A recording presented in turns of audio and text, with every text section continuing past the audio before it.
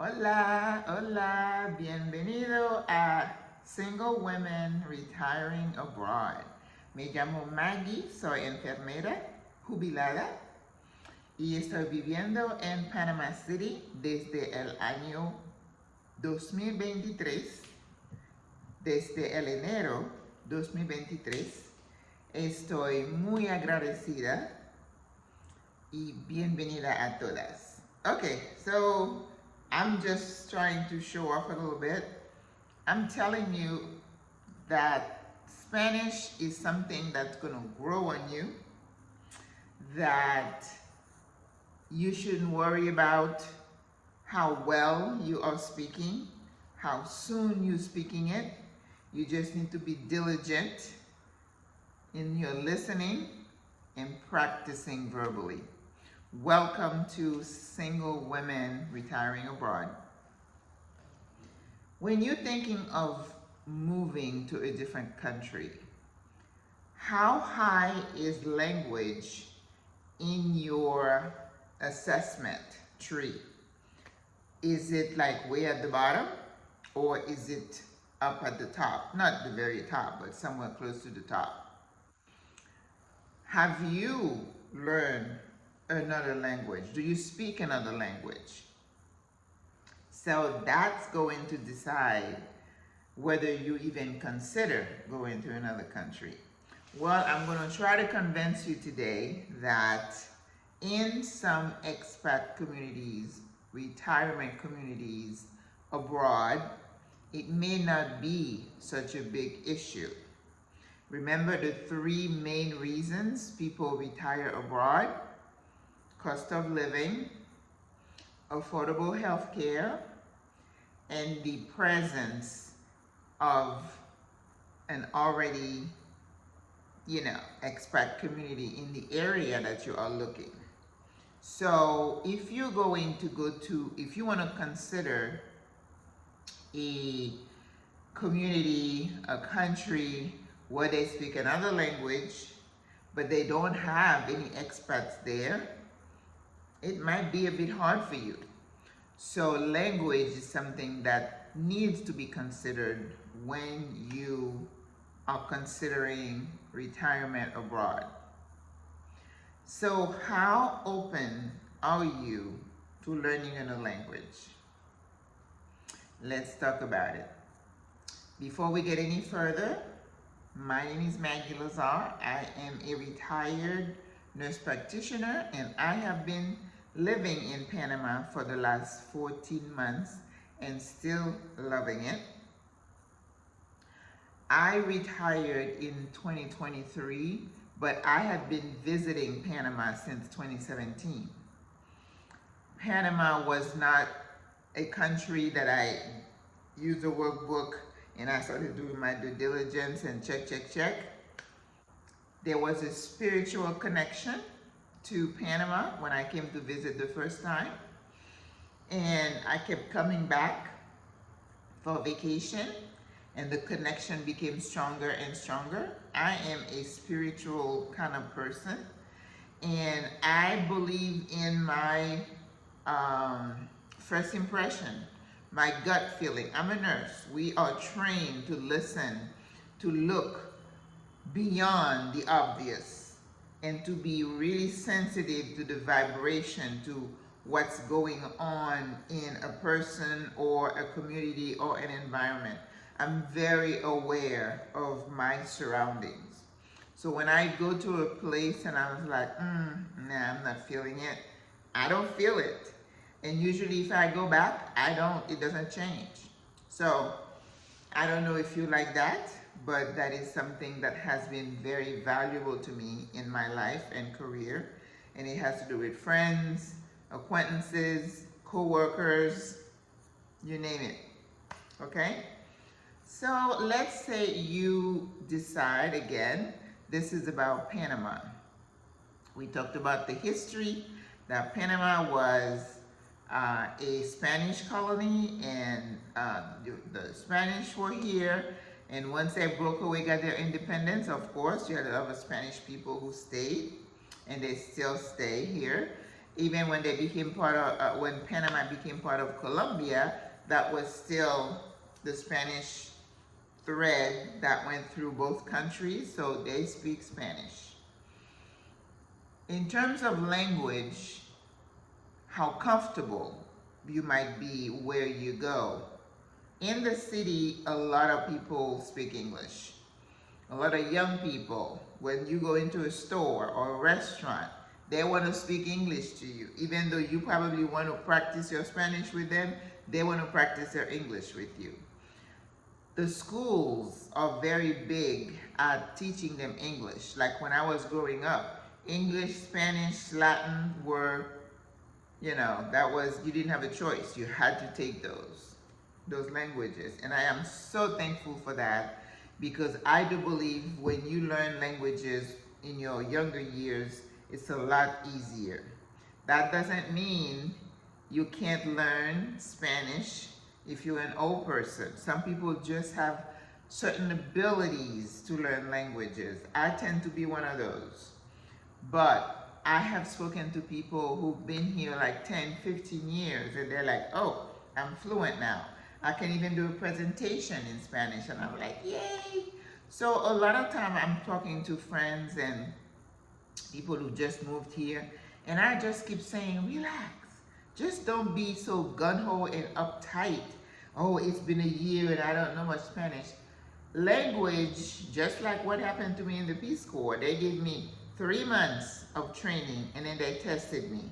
And then I did not test well enough and they said, you didn't pass. I was upset about that because I'm like, 3 months is not enough for anybody to get any type of mastering of, you know, of a new language, especially it was a tribal language. It wasn't even like German or Italian, right? So you just need to relax. So if you have decided, if you've been listening to me and this is video, is it 19? Yeah, we're going up there. If you've been listening to me and then today we're talking about language, that means you're like, okay, I know they speak Spanish, but I still want to go. More power to you. What I'm encouraging you to do is to not be complacent and just say, oh, I don't need to learn Spanish. Because, you know, we do have those expats who come here with the entitled mentality, and I hear them all the time. They go to a restaurant, it's like, do you speak English? And I'm thinking, get your phone out, put your app on, and translate. This is rude for you to come to a country and tell them, do you speak English? It's up to you to learn their language, right? So what I suggest, myself again, because when I was growing up and I was in high school, I had like 5 or 6 years of Spanish. So when I came to the United States in 1977, I could write Spanish beautifully, but I could not hear. And then I emigrated to New York. So my English took over, even though French is my primary language with Creole as being a dialect. Once you study Latin, you are at an advantage because Latin is kind of the root of a lot of those European languages. So with Latin, French, Spanish wasn't that hard for a young brain, right? English is a bit different, but we still learn it. If you are diligent about getting the basics, the grammar, the sentence structure, English, I could write beautiful English papers, but again, the hearing, that's the one that came later. And then your ability to speak, because when it's a new language, you have a certain, you feel kind of restrained. You worry that you're not going to speak it well enough. And people will tell you here, just learn the basics. The greeting, please, thank you, direction, I'm sorry, learn how to order food, learn how to order Uber. And you know, Google Translate and these other apps are right there to help you. I mean, it may not give you the exact translation, you know, with the few little changes, because believe it or not, the Spanish they speak here in Panama is a tad different than the one they speak in Colombia, in Puerto Rico, and in Mexico. But you get the gist of it. If you can get to the point where you're listening to the radio, you're watching television, and you can kind of figure out what they're saying, good for you, okay? So what I would suggest that you do as you want to move to Panama is to start getting some basic instruction. Rosetta Stone, Duolingo, that's an investment, okay? Don't be stingy. I have years of Spanish. So when I came to Panama, I already spoke Spanish, right? And as a nurse, I've taken Spanish courses on how to assess a patient. I learned medical terminology. And when I was in Florida, I listened to Spanish radio. I watched Spanish TV. So I kept myself somewhat fluent. And when I came here, I was like, I thought I knew a lot more than I know now, because then now I'm hearing it all the time, and I had to get used to it. So I was here 6 months last year.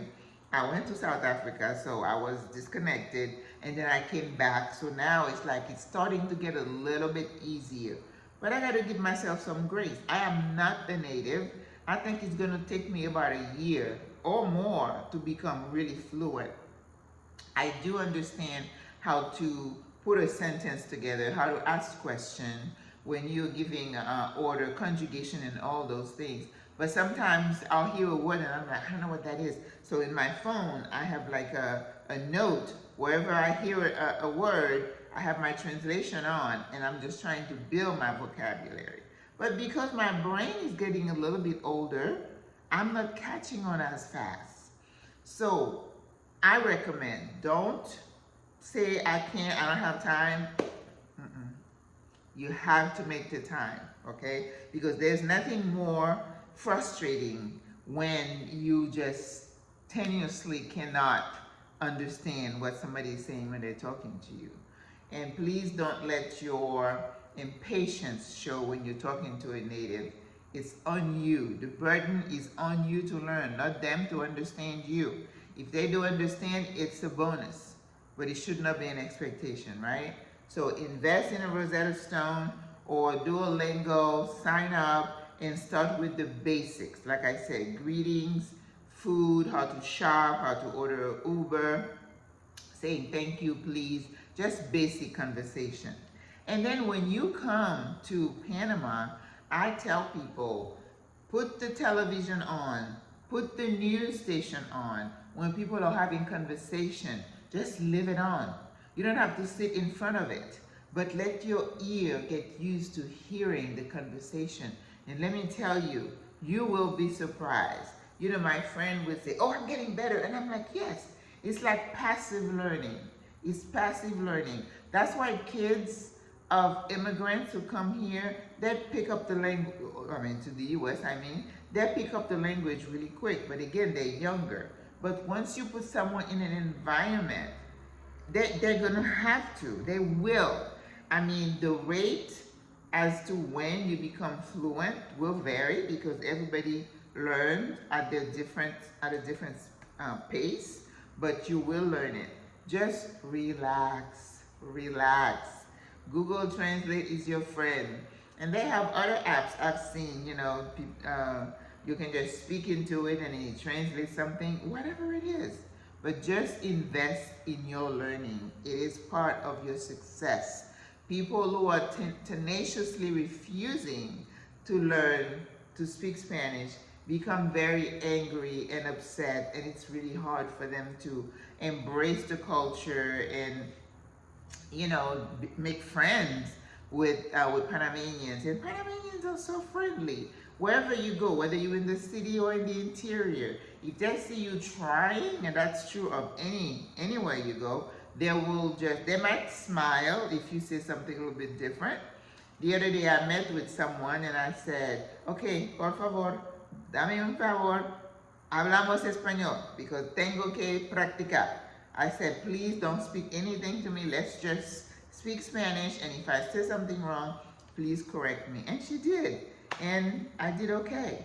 So Just relax. Relax. It will come, but you need to study. You need to study. It's not going to happen on its own. It's going to happen because you're going to put in the effort. So hopefully you're still interested in Panama. The language is not going to dissuade you or run you off. It's like any other challenge, right? Moving into a new place, getting rid of your stuff, learning a new language, it's all part of the process. So don't give up. Stay connected, stay focused, and stay committed. I will see you tomorrow. Bye bye. Au revoir à la prochaine.